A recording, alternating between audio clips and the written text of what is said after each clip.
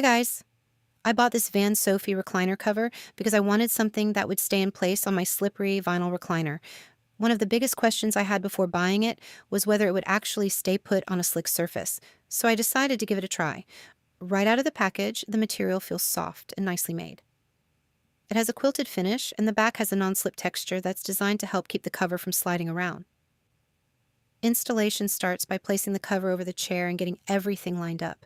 It was pretty easy to position, and the overall fit looked good right from the start.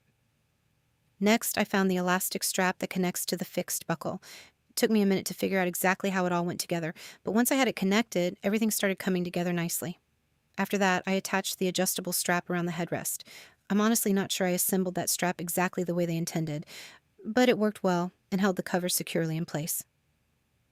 To finish it off, I gathered the extra material behind the headrest so it followed the contour of my recliner instead of just hanging over the back. I think that gives it a much cleaner, more fitted appearance.